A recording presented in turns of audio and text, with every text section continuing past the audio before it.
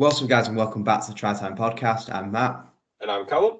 And this is episode 67 now. We really are rattling through these, and I'm aware that has become a regular part of my intro now, and I say it every week. Yeah, it's like you. And as usual, we don't really have a clue what's going on this week because everyone's just obsessing around chasing some round balls instead. Yeah, I'm going to say it's Euros fever in England at the minute. So, I mean, obviously... There's no more fevery than going 1-0 up, park the bus for over an hour against Serbia. Well, it gets job done, doesn't it? Is it bad? I kind of wanted a last-minute Serbia penalty just to show Southgate that he's a tool. Well, that's that typical Rhinos mentality, though. I think that Well, speaking of coaches who are tools, we're going to our weekly Rowan Smith rant, which this time, if you didn't know, guys, Leeds. Every week we bash Hull FC, not bash Hull FC, but we pick up on the bits that we've literally done their recruitment for them. We do not bash them. We basically coached it at this point. But they did beat Matthews. We've even got Sunday name, then. That's how bad I feel for you. Beloved Rhinos. Deservedly so. Mm. Like, I have not once complained about the result because it was a perfectly correct scoreline. Oh, yeah, it's one of them. But I think just before, I know you're going to go on to some sort of next level monologue about. Oh, do we need to? But I just want to caveat first, get a bit in first, and I'm going to let you just absolutely splurge it all out. I don't think I've got much left to splurge, to be honest. This team drains me. This is Leeds' first game since Rob Burrow passed, right? How? And I don't know if this is Rowan Smith or just the players or both or whatever, but that should be the biggest pre-game team talk, pre-week leading to game. It should be pictures on walls. It should be the focal point. It should be, we are doing this for this. And it should give them motivation to perform. And I'm going to come with something poetic here. Oh, our first game following Graham Murray's passing in 2013 was against the other Hull, KR, and we unexpectedly lost that as well. Well, there you go. Maybe it's the difference being in that game, there was heart and effort that befitted the person who we were tributing. Yeah. Bloody hell, where's the effort in that? I mean, come on, you've embarrassed yourself. Oh, definitely.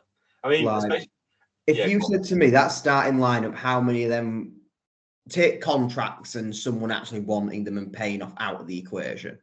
How many of those would I actually want to play for the team next season? Based off that performance and that performance alone, probably about 5, and that's it. The rest of them can all sod off. Yeah, not good. Not good. Which I think we have said we are going to, in a few weeks, do our... It works for Hull FC, so it's time to someone at Leeds watch this and learn how to do recruitment. So we are going to do the full Rhinos rebuild in a few weeks, and Christ, I need to prepare for it because, my God, it is going to be a splurge and a half. I mean, do you want to do that when I'm in Toulouse? You can do that as a lone pod if you want, mate, and I'll just absolutely rattle through it if you want. You want a 2-hour-long Johnny Lou special? That's what it'd be. I feel like if I were here, you genuinely would be here all day. On it. You and Johnny Lou on it. You get Johnny on pod. You and Johnny do one. Well, it's usually guest appearance on everyone else's pods, so why not? Hey, well, it was a good pod that we did with him. To be fair, we are. Although, do we get the Rhinos experts in themselves with all the stats to back up my absurd rants? That's a good shout. That is a good shout. Actually, something we might have to explore. But yeah, that especially. I mean, if Leeds win the next couple of games, then it might not happen. But if Leeds, especially if they lose this weekend against Leeds, in the game that is... Oh, we will. The game that is...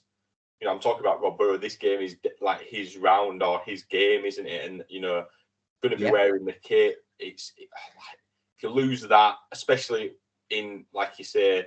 Oh, I'm ready for embarrassment and shame. Yeah, in a fashion where, you're not trying... if you give your all and you can lose a game when you play well, it happens. But it's the effort you want to see, and it's not there, and you don't... Is that the players? Is it the coaches? I think it's a bit of both. I just think... I do. Yeah, something's just got to change. And obviously the easiest thing to change is the coach. You're not going to sack 10 players, are you? So no, I think the problem is, and this is my thoughts on it. You look at when Leeds decided to sack Agar and bring Smith in, that was very much about, we've kind of accepted this season's probably going nowhere, because let's face it, the grand final was never on at the time. Yeah. What this is about setting some things in place, letting the new coach know the squad to really look towards next season, which of course 23-2. I forgot which, 23, wasn't it? Yeah, 2 years ago. Wait, 22? I think it was 22. We got to the final. Well, it won 23. It won last year, were it? So No, we only won last year. I'm 22. trying to work out if it was 21 or 20 that was the final, but no, I think we've only had one full season of Smith shite. Yeah. One season too many. Well, quite. But it should have Yeah. been an interim, and that was his high point to sod off and go fraud his way to another job. I But think he's anyhow, a great assistant, by the way. I think he's not like he's a terrible rugby brain. I just think it was too big of a job for him. well, it's the lowest win percentage of his entire career, and to be quite honest, he's never had an exceptional one anywhere else. I mean, what were it at Brad? I mean, he might have done it at Bradford, but when were he with us for like 10 games or something? We're a bit skewed. But I'm gonna have a look. I'm gonna have a look. You have a look while I just. I'm interested. Well, I don't know where I'm going now, so I've just gone off tangent. Something about Smith. No, basically, I think you were getting at that you think that they should get a new coach now. So Yeah. Players.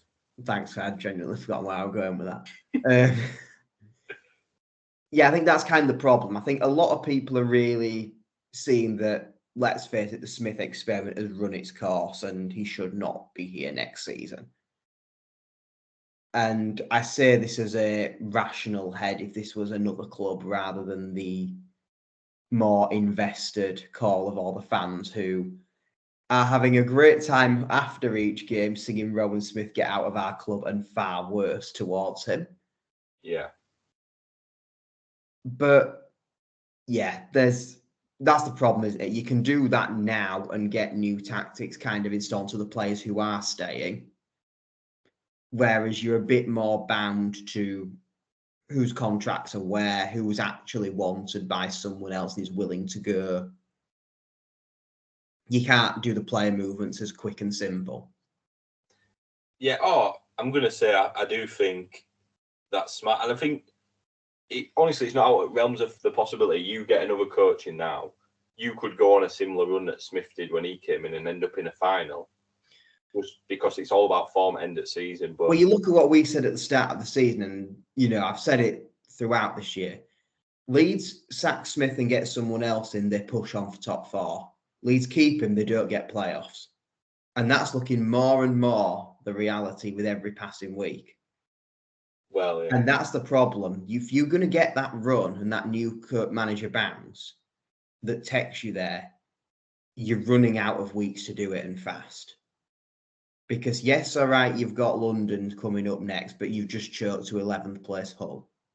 So that what becomes guaranteed anymore? Because I think we all kind of set into this, looking at the next 4 games, thinking actually Hull's winnable, Leeds winnable, London's winnable. Get some form, see what happens. We've just lost the first of them, and that's arguably not even the hardest of those 3. Yeah. You've just watched Lee go and absolutely teach Catalans a lesson in how to play structured rugby on their own backyard. Well, one thing Rowan Smith is allergic to is structure. So that's already concerning. Yeah, no, that's true. You come out of this only being able to beat London, and you've still got to play Wigan 2, maybe even 3 times. Yeah. That's points you're not going to win, because let's face it, Leeds are miles off the level of Wigan, St Helens, etc. with the current situation. You've got Warrington at Magic. Well, Burgess seems to be getting stronger and stronger with that team, whereas Leeds are getting weaker and weaker. This isn't going to be the close game we had at Headingley a few months ago. They've gone in completely polarising directions. I just don't see there being much time left to do it, because all these easier points that are available, for every week there's one of those, you're going to have to beat someone already in that 6. And other than Catalans, who look a bit ropey on form, where does that win actually come from? Because that probably is another one actually that's going under the radar that we need to look at what's going on there. Because one win in the last 6, something's not right in France either. And if they want to do a coach swap to try and rectify both clubs, I would be very open to the idea. Oh yeah, I'm going to say that won't be too bad actually. McNamara, I think, could do a job. But I think as well, the big thing Smith is, does a job. It's just not a good one. It's not even just like the performance. Like this season, you can have another bad season, and it's not like going to be the end of the world. But it's like you've got a player, like for example, you got Reece Martin, a great player who, you know, there's rumours of NRL, there's rumours of him of Lee are after him. What's enticing him to stay at Leeds when the coaching situation isn't ideal? You know, the performances aren't ideal. The club as a whole doesn't seem to be running as smoothly as it's been well known for over the years. Well, the only thing that seems to be going well that was keeping him at Leeds is the fans love him. Yeah, obviously, which they will anyway. But that doesn't pay the bills when he retires from rugby. No, exactly. You've got what? Lee, who on paper are a step down, but actually on pitch probably aren't. They're in a much more stable position, and they've obviously got a number of key PNG personnel in that team who he plays with already internationally, in the likes of Lamy Pape, obviously Lam's senior head coach. Yeah. Again, you've got that connection there. You've got Warrington, who, as much as we all bash them, look probably closer to it being their year than they have in the last decade. Yeah, no, definitely. You can see the progress at Warrington, can't you, under Burgess? And the problem is now, if Leeds were to say get the right person in and start making progress from next season, that's great. But how long is that going to take versus how long has Martin got left? Because actually, if you're going to start a 5-year project, but he's going to be ready to and done in Super League in 3 years, what's the point for him? Yeah. You're not going to throw stupid money at him because that's not Leeds' method. Yeah, and you've already got Newman on a marquee anyway, so that's one which is the ultimate stupid contract that's been handed out. I mean, whoever sanctioned that needs sectioning, frankly. And this is me saying it as one of the few players that look like he could be asked at the weekend. Yeah.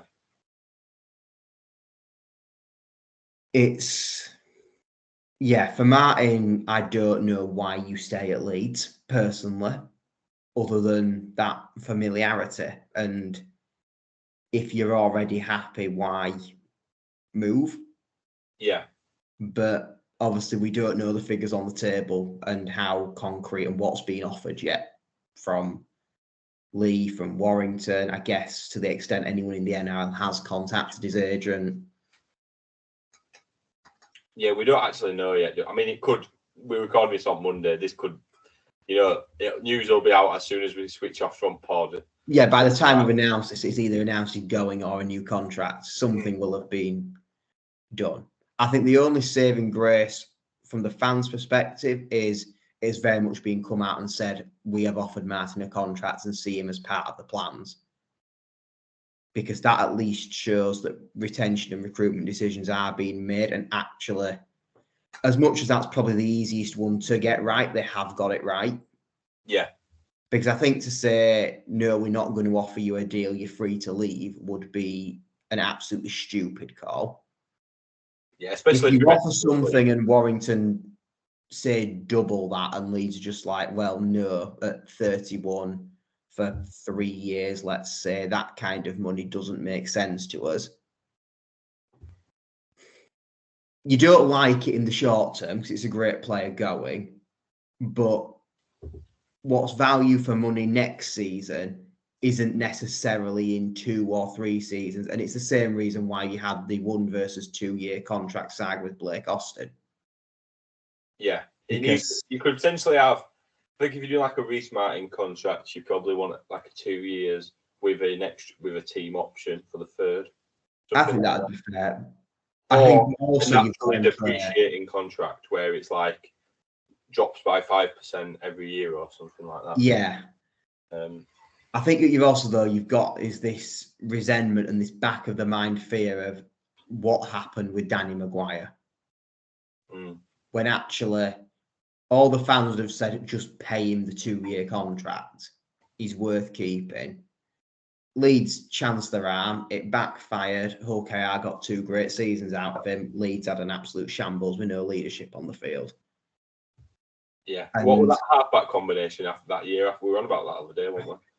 With Moon and... It was Moon and Myler, which, given Joe Moon was a grand final winning, treble winning centre and doing a great job there, was a bold move to play him at 6, which I don't think he's played at the time since being down under as a junior.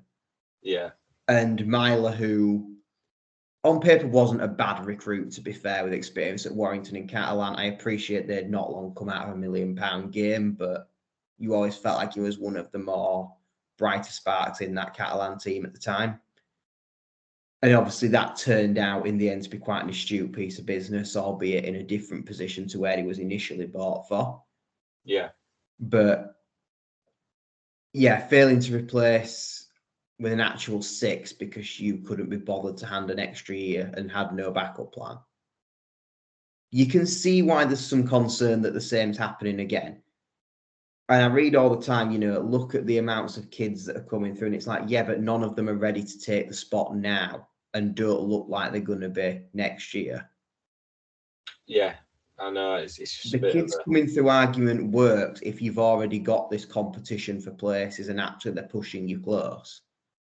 But it doesn't really work if you've just got 5-second rowers who are barely out of nappies, but not at all championship level. Yeah, you're not producing that like junior Ensemble, are you? That player who doesn't need to have... Well, no, we are, but he's stood down for the rest of the season with a head injury again. We're on about Ruin. Morgan. Oh, Morgan. Yeah, but Morgan's the last one that you did. And when did he break in? Like 3 years ago? I know you were really young then. Yeah, that's probably the closest parallel to Ensemble in terms of really broke on as a forward, and for the second year in a row is having a massively affected season with head injuries, which is deeply concerning. Yeah. So who's filling this void? Because Bentley's been off for about 3 months, and some of that's been head related. And to be quite honest, I don't think has made a shadow of the impact that he did at St. Helens. No.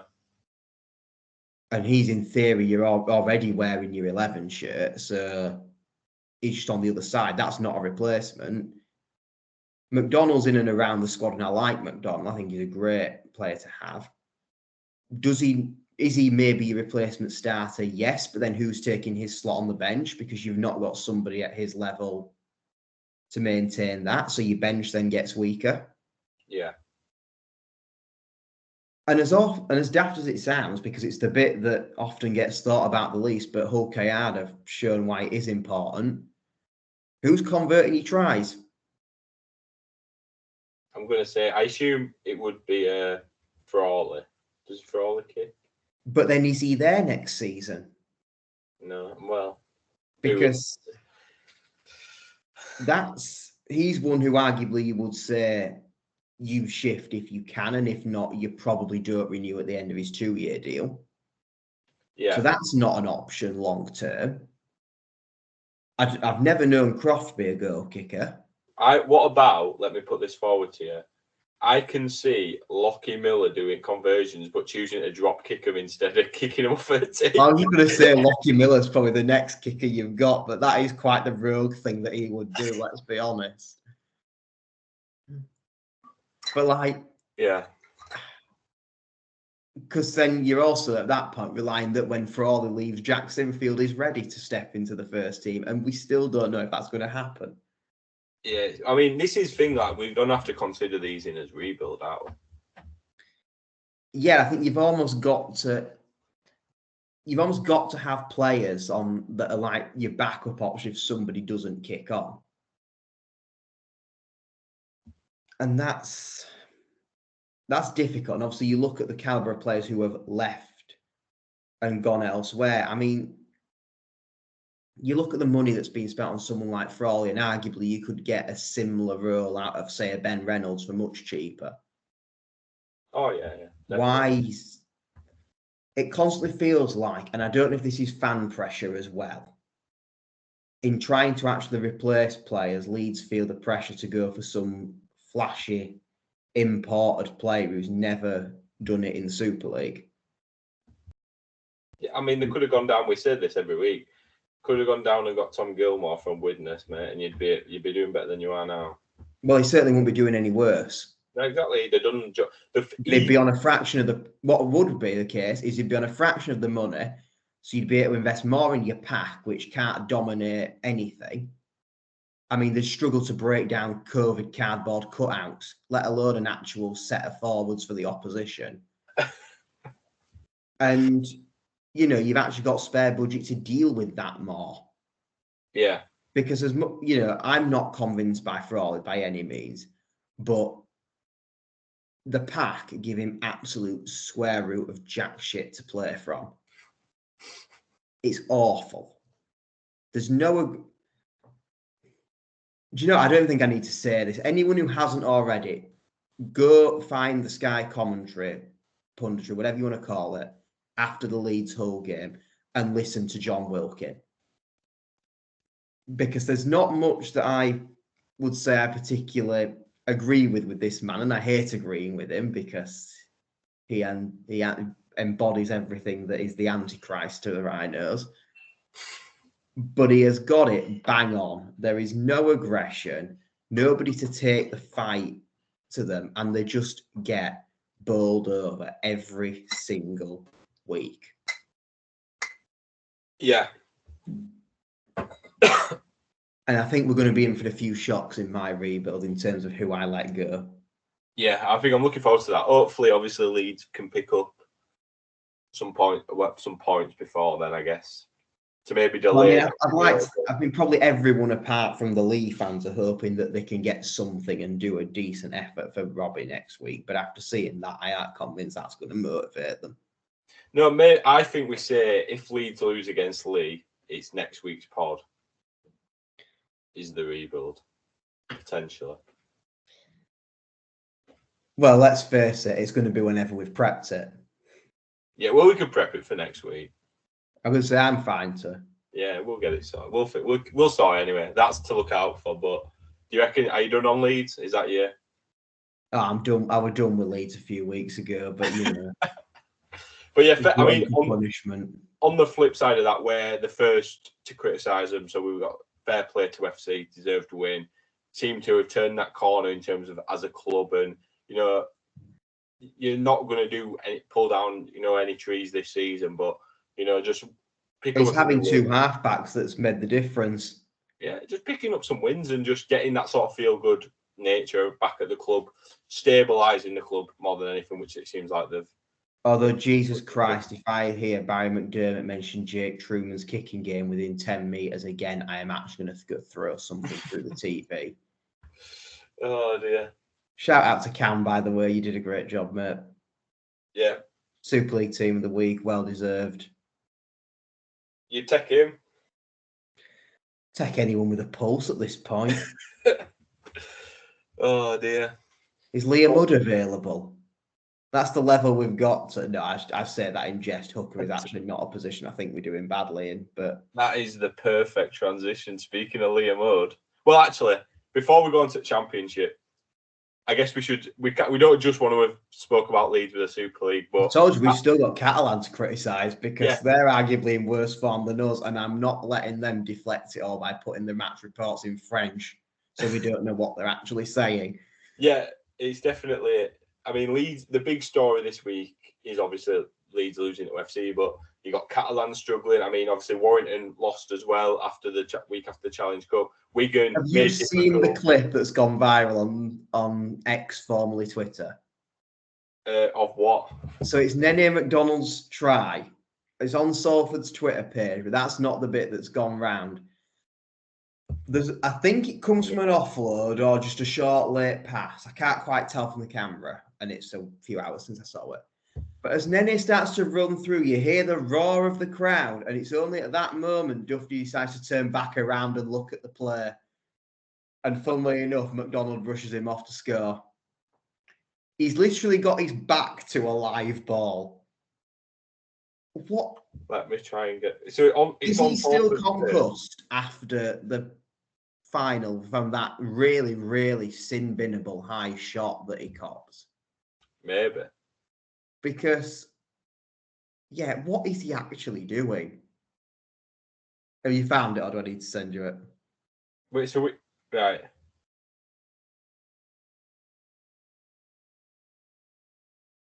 So if you go... They've decided to post every single try going. It's the one that's Nene's at it again. Yeah, I'm on it now. Right, so it's shipped out. Is that an Ethan Ryan running down wing? So yeah, you've got Ryan running down the wing. He's tackled. Right. So then it's basic shift from Salford. Nothing too flashy, but like this is Salford all over. They do the basics really well and create opportunities. Yes, it's a late offload into my. And you can see when that offload is made, he's not even looking, and then he's on his back heels, and he's just absolutely skinned by the attacker. Yeah, because he should do better there. Well, they're not a similar try in the Challenge Cup final where we're like, why is Dufty so deep? The Farrell, where Farrell scored, I'm like, what's he doing? Yeah, why is... It's basically had to run from chatting to someone in the stand back onto the pitch to come and make the tackle. I don't know what's going on with him. I know he was never the best defensive fullback in the league, don't get me wrong. But his positioning these last few weeks has been absolutely woeful. Oh, yeah, definitely. And this isn't, this is the thing. We have these big stories. We cannot let stuff like that slide. Dufty, you're getting called out for that, mate.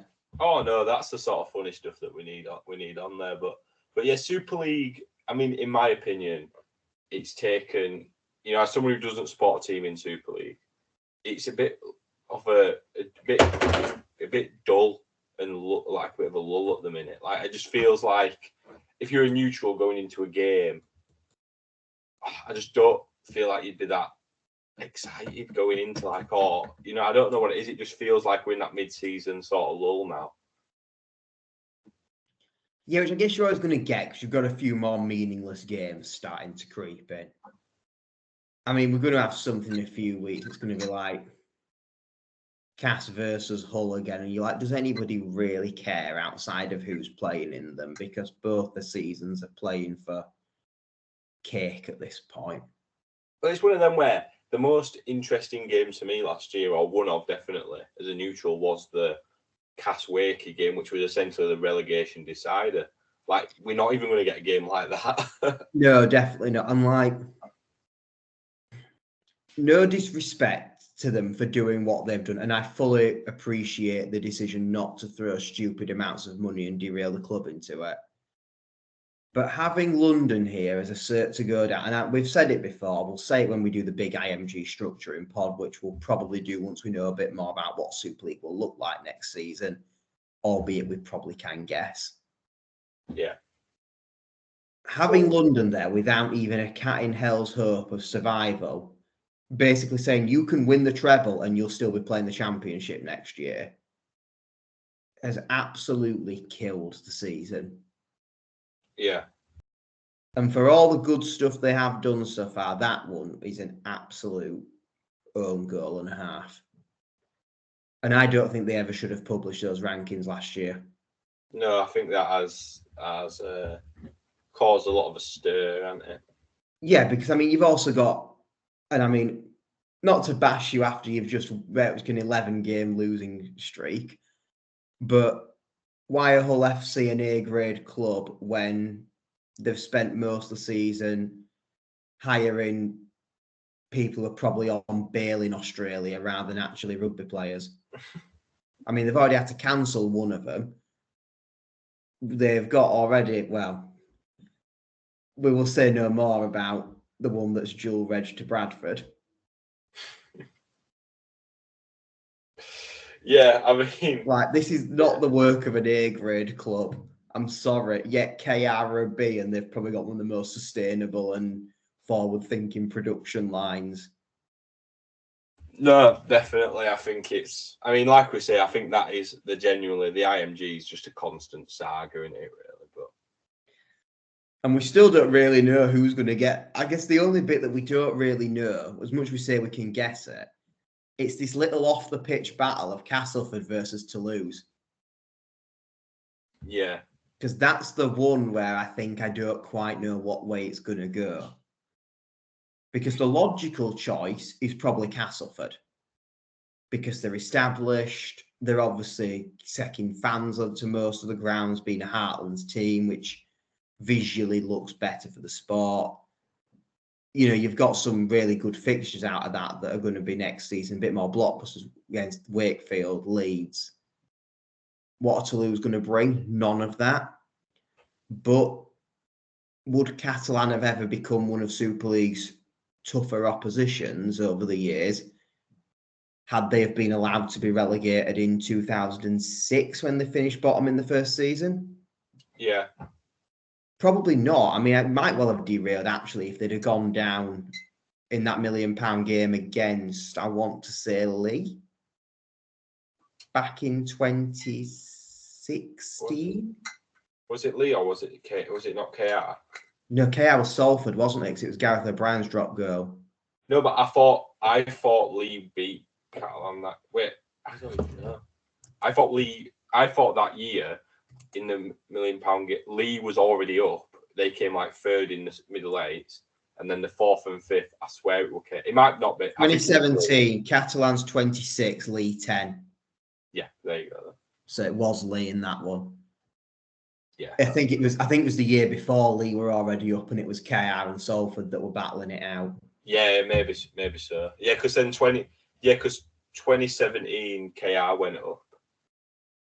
No, 17 was Catalan. That must have been. No, 17. Oh, they went up through the middle eights, you mean? Yeah. And didn't and had already done it. They came like second in middle eights. Yeah, that was my bad. I thought it was. That's why I got it mixed up because that was the year that they actually did go up. But yeah, like that's probably how Catalan stabilised and built this.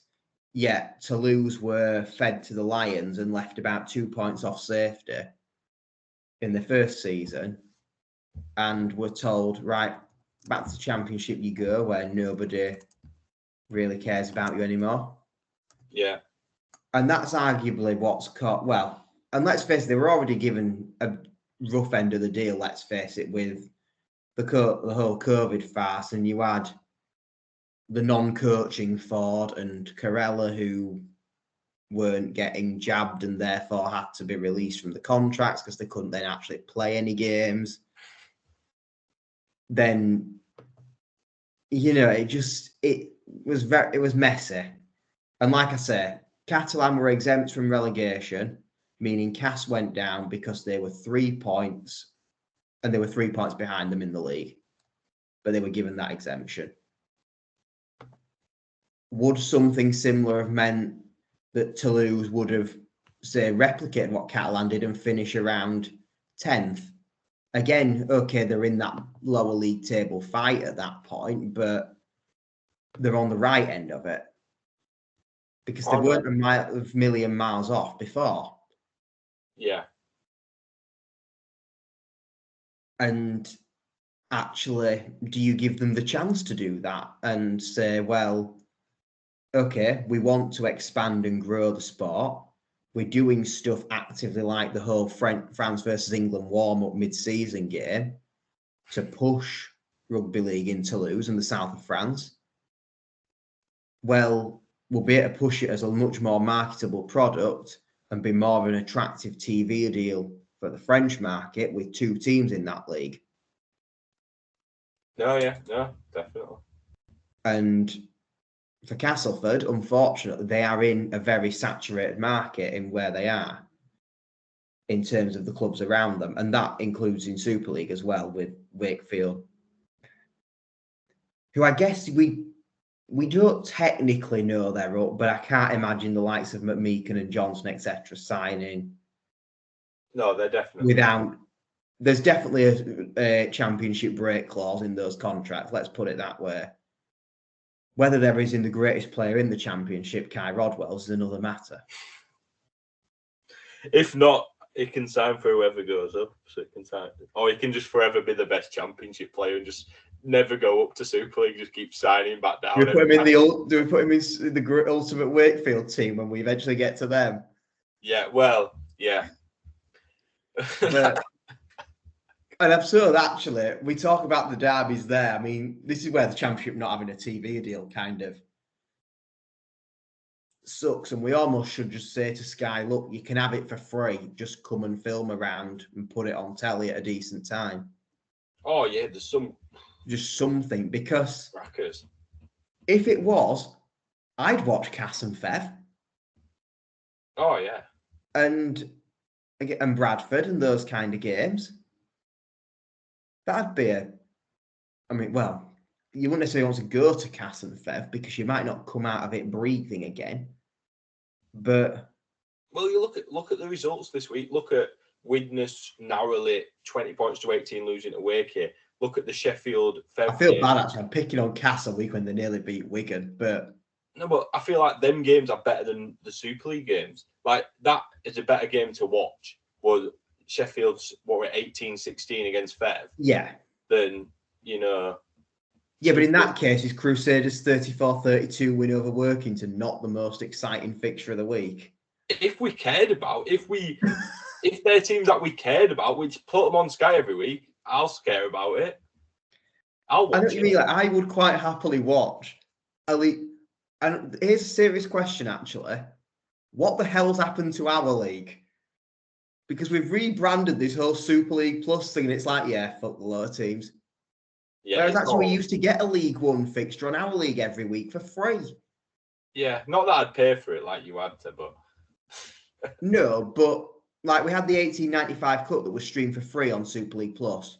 Why can we not have that with a League One pick of the round or something? No, I agree. And leave it up there to watch on demand. That way you can still have it at 3 o'clock with all the others and everyone else can go watch their teams. They come back, they think, right, Sunday night, telly's always shit on a Sunday. I'll put that on. Well, actually, the main reason you can't is because you can't download the bloody app onto any smart TVs, hardly, because it's such a stupid system. Well, we found that, so... Like, why can I not just put Super League Plus onto my PlayStation to watch through my telly? You know, I know we're talking a much bigger budget, but like NBA, WWE, they can all manage it fine. It's not some fascinating technology that's been dreamt upon Mars. No, it's true. And I mean, does that transition us onto a championship? Better push on to League One, but yeah, we might as well take I'm going to say, championship, same as it's been for the last 2 weeks in terms of the top six is realistic. The top six at the end of the season. Wakey is still going unbeaten. I tell you what, they're running it close though. Hey, I never said they wouldn't make it interesting. We did say last week, didn't we, that it could be a potential banana skin. You know, the hangover from the cup and stuff. Yeah, you said this. I said I was confident they'd pull through, and they just did. Yeah, I'm going to say it were a tight game. I tell you though, to be fair, it was 20-12. Then Widnes scored at the death. Like, I know it was tight, but it maybe was a bit more closer than what we're making it out to be here. I've told you the game they're going to lose. They're not losing Batley away. Not Batley away, mate. They've already played Batley away. Swinton away. No, because when they're playing. Look, I literally went to Swinton with you and watched them produce very little. Rex Patton ran his mouth more than he ran on pitch. Yeah, they'll do it. I'm confident in them, mate. Oh yeah, and Wigan aren't going to win grand final this year because by some miracle it's hurricane season. They're going to get promoted 2 divisions and pip them at the post. Yeah. But so championships are as interesting as ever. Team, can't predict any games. Who's going down? Dewsbury. Along with Dewsbury. Well, is it? Let me have a look. I'm going to get this league up. Because realistically, there's probably a couple of names you want to mention here. And I guess the first of them is where we've just come back from, and it's Whitehaven. So obviously they currently sit in 11th, so 2 places clear. I mean, how many teams are on 8 points there? Have you seen that? 5 of them. Yeah, all at the bottom. That's what I mean. Well, and one on 9 and another on 10. Yeah, it's literally, this league is literally the top 6 is so. I know I can't say that because Batley are only. You can't because Batley are only a win behind Featherstone. But it feels like the top 6. I feel like the top 7 are clear, is where we probably are, because Batley will grind out enough results to be safe. I'd argue top 9 because I think York are fine. And I think I'd argue top 10. I genuinely think it's probably out of. No, because I think there's a team in there that I think could be at risk. Who, Donny? Yeah. Yeah, potentially. But I think that's the thing. I don't want them to be at risk because I think actually, firstly, that's a really interesting market because, you know, I've said before with the new stadium, put some standing around and Sheffield's not a bad place to focus on growth.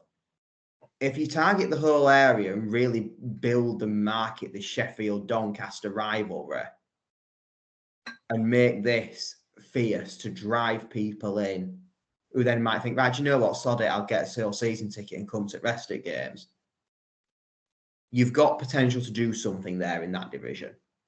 Oh, definitely. Now, the teams I think that are probably at risk, well, Whitehaven, they've got to start picking points up because that squad. The squad. We saw it. They had 7. They only had 16 of the 17 players, no 18th man, and they lost another one to injury. It's paper thin. They were already carrying a halfback on the bench. And next week they're going to have a player suspended as well. Because he's definitely getting a game or 2 for that, isn't it? Yeah, so they had a player sin-binned and it was a pretty mucky challenge. So that's another one gone. Unless they do some bodies back next week, which I'll be honest, I ain't got a clue. Then that's going to be a tight squad. They'll be going and begging the community clubs for players. Egremont will be. Yeah, Egremont, Kells, they'll all be being called up. Like, can we borrow somebody? I know you ain't got a game in NCL next week, so please, we'll pay you in something. What do the trade in Cumbria? Kendall Mint Cake, I don't know. Christ. You've got, well, I better not mention Swinton because she'll go on some crazy love rant about how they'll beat Wakefield and everything's glorious in a Glossop caravan. I guess the two we really probably should discuss are Barrow. Yeah. Because that's a similar situation to Whitehaven, where they just aren't really picking up the results at the moment. And obviously we saw them lose to Oldham in the 1895, or the division below, which is never really where you want to be in a season, losing to lower league opposition. Did Barrow lose to Oldham? That was the one on the red button. Oh, I was thinking they weren't in the same group, but they both got through, didn't they? Yeah, it was Barrow, Oldham, and one of the others. I've got it here, hold on. So, yeah, it was... No, hold on. So, in the group stage, Barrow won their group with Haven and Workington. And then in the playoffs, they lost to Waking. Who am I thinking of then? York beat Oldham. In the group stage, Oldham went through the group with Halifax and Rochdale. Is it Fax I'm thinking of then? Maybe so, yeah. I'm sure Barrow lost to someone on round 1 on telly. I don't know. That might be Challenge Cup. Oh, that was it. It was the Challenge Cup. It was on BBC. Let me have a look. Yes, that's it. They lost to Oldham in the Challenge Cup. There's too many cups now that the Super League teams aren't involved until stupidly late, so nobody really reads which one's which. Yeah, well, let me... Right. But while you fact check my gibberish, you're correct. Right, okay, I've not totally lost my mind. I'm going to say, I'm sure it was at Bowen. I remember Jordan Turner playing, so it was definitely Oldham. Yeah. But yeah, like, they're not necessarily picking up tons of results, and it's difficult with that kind of squad, see where they're coming from. The only saving grace is that it can be a tough place to travel up there. Yeah. But you need that home form. We were saying this with Haven, weren't we, yesterday? If they don't start picking points up at home against, okay, Bradford are in your top 6 teams who you think are maybe slightly clearer, but they've got to do it against their rival opposition. But the problem is they're also all going to be targeting those games. And as much as we say Haven's a tough place to go, the flip side of that coin is everywhere's a tough travel for them because it's a lot longer. Yeah, that is true, yeah. And then we probably should, this is another one for the rebuild list at some point. What is going on at Halifax? Yeah, it's an all. I feel like we could do a pod on that, to be honest. I think our next 3 rebuilds at this rate are going to be at Leeds, Catalans, and Halifax of all clubs. Yeah, potentially. Because they're not safe. And I think a lot of people would have thought they'd have been probably in and around that 6th, 7th place. Yeah, I mean, especially with the signings that they made, signing Widdop and Eden. Yeah, I mean, so you can go back to the Championship preview video we did. I was never that sold on Widdop. Eden, I thought, would have a much bigger impact at this level than what he has had. And ultimately, to go to Feb is a strange one. And playing the halves. And can I just say, it worked out better than he did at fullback, let's be honest. Well, true. But so Halifax, this is things. So they're obviously down there in the gutter at the minute, and their last 2 games until they've played everyone once is Wakey away and Haven at home. Like, that's a big 4-pointer at this stage of the season. Yeah, definitely. But then look at this. Oh my God! Look at this 5-game run after that. So this is the first 5 after they've then played everyone once. Yeah, away at Sheffield, at home to Fev, at home to Widnes, away at Batley, at home to York. They could pick up no points there. So I think the key games there are going to be Haven at home and Fev at home. I guess, again, we talk about impacts and flip sides. They're going to be chasing the tails at that stage, but they're going to be doing so playing teams around them. Yeah. Whereas then those targets potentially start to come easier when, if they can score a win against Dewsbury to pick some, while Barrow and Haven are getting thumped by Toulouse in France, Bradford at odds, so Wakefield anywhere.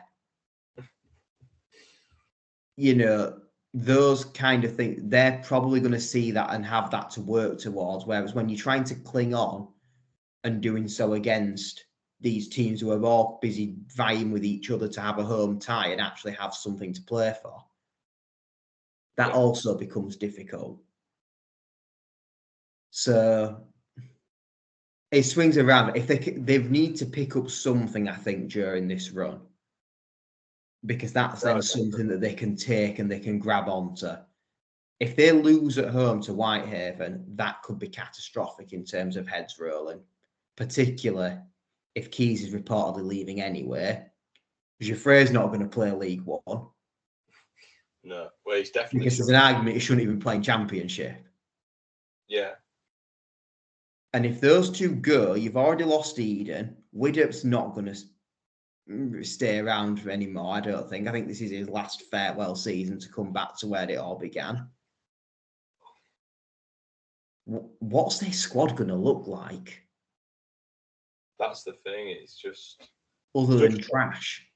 I said it early on, mate. I remember at the start of the season, it might have even been when we were doing his predictions as Championship table predictions, because by then we'd seen 1895 games.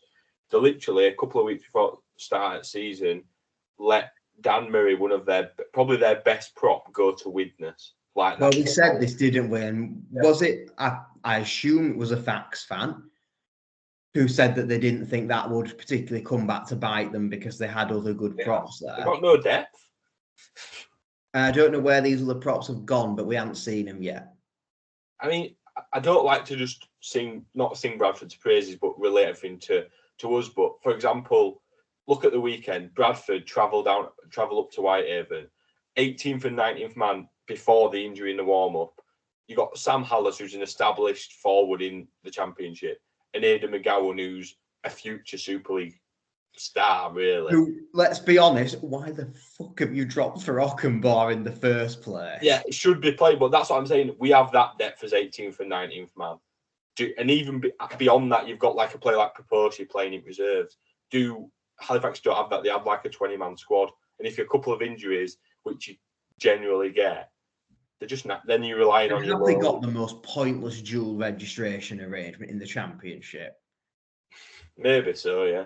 Because all that Leeds seem to give them are like a 17-year-old Jack Smith, who, as good a prospect as he is probably not physically built for a Championship dogfight at that age. No, definitely not. Those kind of players, especially coming from Super League academies, are very light on their feet. They're like dry, hard pitches to really flip and turn and do all that other fancy stuff that backs do to evade tacklers. What they don't want is a boggy hill the other side of Castleford up against Dave the plumber, who's got no interest in how to tackle correctly. His interest is to not get sent off and to just clatter them out of the way to not score. Yeah, no. That's not where you want some spindly, athletic, dances off every ankle going player, because they're just going to be like, right, sod this. You're not getting round. I'm just going to go straight through the middle of you. Yeah. Oh no, I do. No, I agree with that. I like how Bradford. O'Carroll said at start of season, we're not doing dual reg, and I now see why he did that, because that has now allowed us to be essentially loan players from every single Super League team. We've got players from Huddersfield, players from FC, players from Leeds. We've had players from who else now? Warrington. We've had players from Wigan. Like, that's what, do you see what I mean? Like, just. I think the other problem though is as well with a dual reg, you get these players and it almost becomes like this thing that you've got to shoehorn them in because they're a gift to you. Yeah. And it's like, actually, I don't really want them because they don't fit where I'm weak, or they don't stylistically work with how I want to set the team up. But you can't then not play them, otherwise you risk upsetting and not having the agreement when you actually do want somebody. Yeah.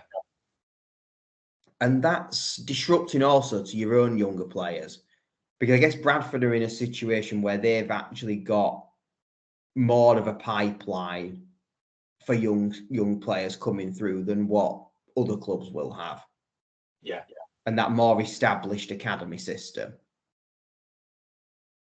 So to block them, because you can't play your first teamer, he's had to be dropped to the bench because you've got to play someone else's kid instead of your own, is not a very moralising place to be. No, definitely not. And when you're getting the likes of Jordan Lilly, Cam Smith, Jared O'Connor, Mikołaj Alecki on loan, you probably don't mind that because they're actually players who can come and do something. When you're not getting that level of player and you're getting the guy who was playing reserves last week because they're in a game this week for them, that doesn't really help you. No, that's fair. And the problem is facts seem like they've been too reliant on this dual reg, the same way that Fev have with KR, except KR have given them the likes of AJ Wallace and established Championship players. I was going to say Championship League players there, and it just kind of all, they've become elite footballers in that time because it's Euros season. Oh, dear. Players at that level who have a nous and how to do it. Yeah.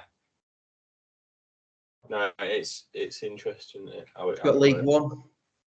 I mean, we'll quickly because we are running on it. We've run on here, to be fair. We've gone back to the long pods here. This is classic try time where we kind of went into this with like little to no set sort of structure, just sort of like speak about stuff, and we've ended up going longer than if we'd have just said, right, we're talking about this. But yeah, League One, I mean, it's hot at the top in it. Keighley and Oldham, both on, is it 18 points? Both on 18, Hunslet on 16, albeit they've played a game more. You've got Greg McNally bursting through the Rochdale pitch on 14 points. Don't think you were too happy with Cornwall away at the weekend on a Sunday. Oh, yeah, I'm not sure on that. Got back in at 2:30 in the morning, up for 6 for work, I think you were saying. Oh, really? Oh, God. We've let Toulouse play on a Saturday. Why are we not doing that with Cornwall? That would make far more sense.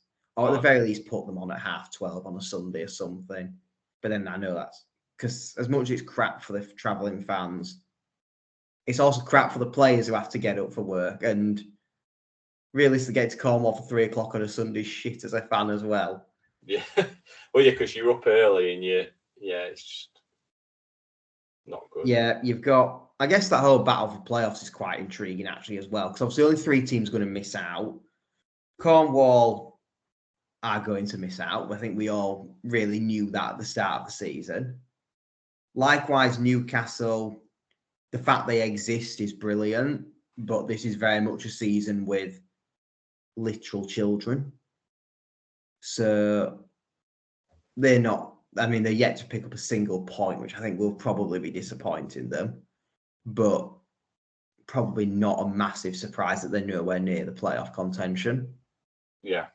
Which is mad to think they went full time in the Championship about 3 years ago, and it completely backfired then. But like the players they had, they went for it, and now they're bottom of the 3rd tier, and are probably quite scared of who's coming into League One. Yeah, potentially, yeah. But that's part of the thing. But I do think, I mean, I don't want it to be Midlands, but I mean, it's looking like Midlands potentially could be that 3rd team to miss out. Well, they're currently in it, aren't they? They're sat 5th at the moment on 10 points, but they've played the most of any 12 games. You've got Crusaders and Workington 2 points behind them, each with 2 games in hand. Albeit I don't know who they're against, because with a 9-team league, it becomes stupid trying to keep up.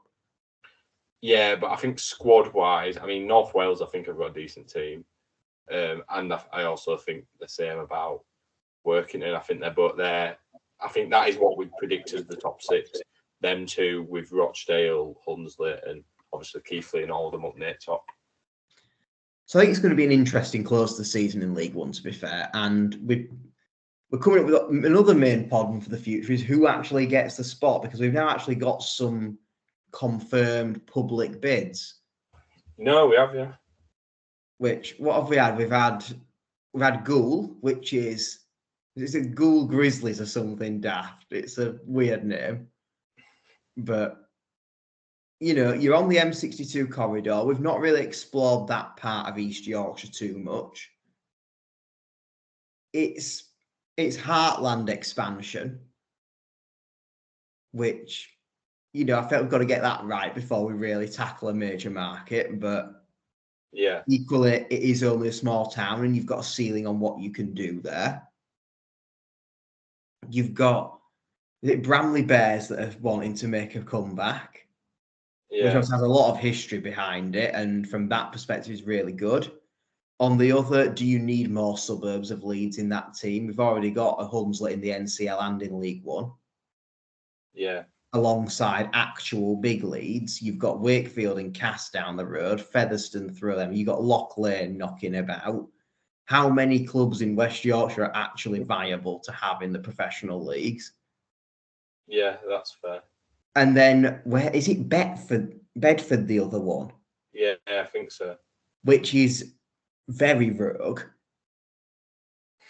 I don't quite know what I think of that one.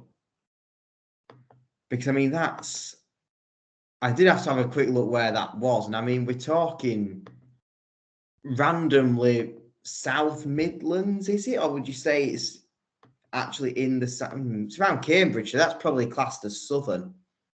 Yeah, another Southern team thrown into the mix. Which sounds great, but then we've had Hemel that just didn't work. We've had Oxford that's not worked. And you kind of sat around, certainly Oxford, you're not a million miles from. Is this tried, tested, failed? Yeah. But then can we keep accepting defeat when we don't achieve something straight away, or actually do we need to keep going? Yeah, no, that's fair. So it is interesting. I mean, I think the question I'm asking, with all this interest, and I'm sure there's more bids being submitted that haven't been made public. I mean, we've already got the whole rumoured South of France bid. Yeah. Do we need to have more than 10 teams in League One? Yeah, why not fill it out? But I mean, I think that's the same with all the divisions. We should front load Super League. I've said it to like 16. Championship could be 16, and then you can potentially have a 10. Is the current plan, as far as we're aware, to have a 12 Championship, 12 League One? I think so, yeah. Why? I don't get why. If we've got, I mean, obviously we've not seen the ins and outs of these. Assuming these are all financially credible and viable bids, why not say, actually, we've already got 4 very good options here, plus probably more we don't know about. Let's have 14 and 14. Yeah. Because we've got the teams to do it. If you have even more, brilliant, because then you can have 3 tiers of 14. Everyone starts and finishes on the same week. You then have your final systems to get Super League, Championship Shield. And I'd like to see some League One Championship promotion relegation going on. Because at that level, when you're part-time, it kind of doesn't matter as much. You've not got this big panic over what you do with contracts, the same as you have when you go down from Super League. Yeah. That makes sense if you've got the teams that actively want to be there and they've got viable business plans to be there. Obviously, you don't want to be bankrolled by someone who there pulls out your clubs up Schitt's Creek without a paddle. That's not a great image, and I can see why, if that is your business case, you're probably not going to get in. Makes sense. But I mean, we've already seen the press. It says at least one team from the NCL has applied to join, but we don't know who that is yet. Egremont. Does Cumbria have a 4th team? Watch out. We'll talk about all this and it'll be bloody Kells, won't it? Yeah. Either or anything. We'll just have to see. I mean, yeah, I think it's interesting to sort of think about what team could come in, because it's like it's been very publicised, which I don't think it necessarily needs to be, really. But like I guess they want to. The clubs that are doing this want to do this to get support behind them. Yeah, but it's actually, if the fans call for a certain name, they're trying to then force the hand, aren't they, and say, well, quite clearly there's support for us being here. Maybe, yeah, but now, does that translate to actual gate receipts? Probably not, because a bunch of 15 St. Helens fans who back Ghoul or whatever coming in, well, they're not going to go every week. It's pointless. They might think it's a good idea geographically, but it's not a fan they've gained. And let's face it, we bash the RFL to hell. They are not stupid enough that they don't realise that. No, that's fair. But so it will be interesting. I'd like to see more than one personally, because I think 10 teams is too small for league. But no, I agree. I'd agree on that. Yeah. But yeah, I think is that everything. It's been a full-on pod, actually. I didn't expect. This is an hour of put rugby to rights. Yeah, I'm going to say. My laptop's about to die, so we better stop before it does. Right, well, there you go. Before I'm outroing this on my own, Thank you for sticking with us for over an hour of rugby league crap today. If you enjoyed listening to us talk crap and want to hear more crap in the future, and you then hit the subscribe button and show us you give a crap. Yeah, basically. But yeah, thanks. I'm just going to get it in as many times as I could there. Why not? Yeah, thanks for the support as always, and we'll see you next week. See you then.